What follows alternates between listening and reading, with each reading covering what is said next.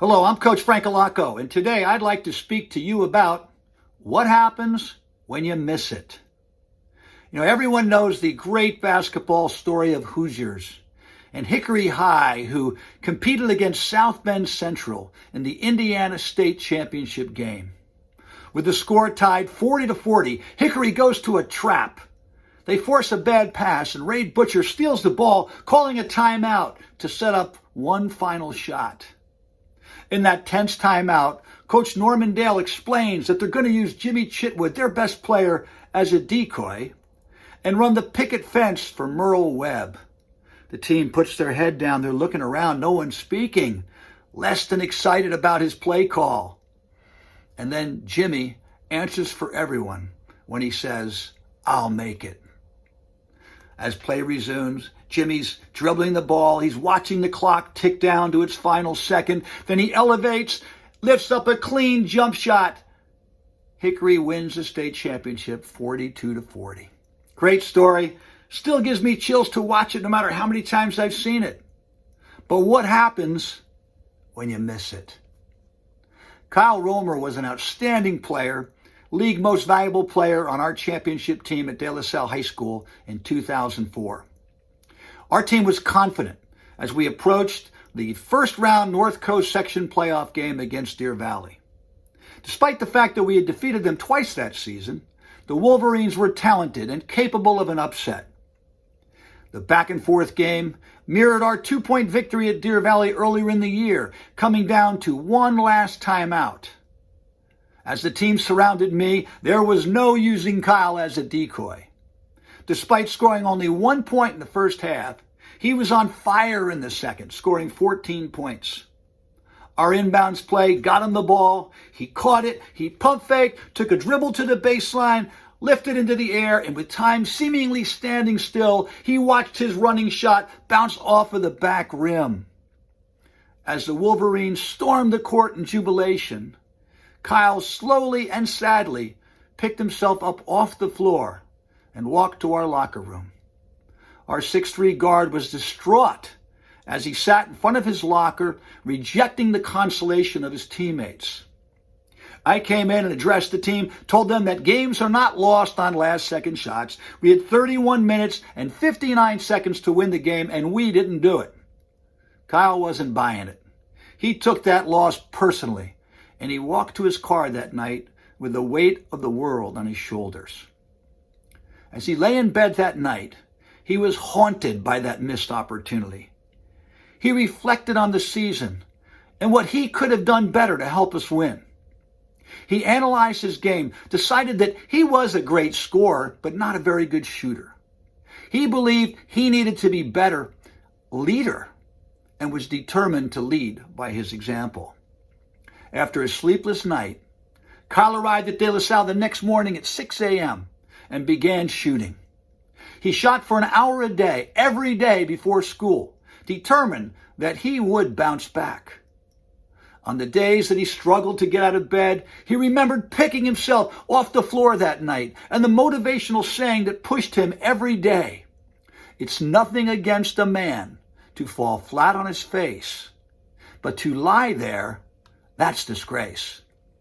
As Kyle shot thousands of shots, the word spread, and his teammates started to trickle into the gym. Each day, more and more players arrived to work on their game. And as they improved, our culture improved. The ritual lasted for months, and as the summer ended, our team had developed. We were excited for a new season. Kyle's outstanding offseason and his 3.5 grade point average saw him being recruited at the highest level. His academic and athletic balance saw his interest focusing on great academic institutions. In October, Coach Emmett Davis from Colgate University came to an open gym to watch Kyle play. Prior to that gym time, Coach Davis and I walked around campus and we discussed Kyle's potential. And Coach admitted they would probably not offer him a scholarship in the fall. They'd prefer to evaluate him throughout the course of the season and maybe offer him in the spring. I acknowledged and appreciated his honesty and walked across the campus into the gym to watch Kyle and his teammates play. The first game was a hotly contested event, and with the score tied, Theo Robertson, one of Kyle's outstanding teammates who would go on to be a great player at Cal, took the ball hard to the rim, but Kyle maintained his defensive stance and drew a charge. On the change of possession, Kyle went down the other end of the court, hit a jumper to win the game. Coach Davis was in shock as he looked at me and asked, "Who takes a charge in open gym?" My response was, "Kyle Romer does." He then said, "I'm offering him a scholarship today."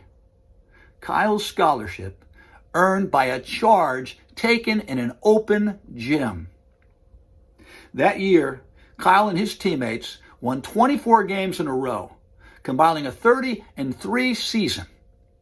They clinched the league, North Coast Section, NorCal Championship regional game before their magical season ended with a loss in the state championship game to an outstanding Fairfax team coached by my dear friend Harvey Catani. After earning his second league MVP award and all-state recognition, Kyle went on to Colgate University, where he made the Patriot League all-rookie team as a freshman, was a three-time team MVP, and earned all-league recognition in his junior and senior years, while setting Colgate records in three-point shooting and finishing second in the Patriot League in scoring. Kyle's determination and response to missing it made him a better shooter, a better leader, a better teammate, and a better person, and earned him the recognition as one of the most respected student athletes in the history of De La Salle and of Colgate University. Years later, Kyle was lecturing at Excel. He recalled that night and said that missing taught him to focus on the present, to be the hardest worker, to prepare himself with the hope of having the opportunity to miss again. Through the setback of that night, Kyle gained the maturity to bounce back from defeat, the insight to evaluate his abilities, and the toughness to respond to disappointment with more love, effort, and commitment to his teammates, which led him and us to our incredible success. We can't all be Jimmy Chitwood, but we can learn from our misses and gain the perspective that will make us a better player and person. I wish you all the best as you embrace your chance to miss. And on a final note, always remember, keep listening, keep learning, and strive to be your best. Excellence doesn't take days off.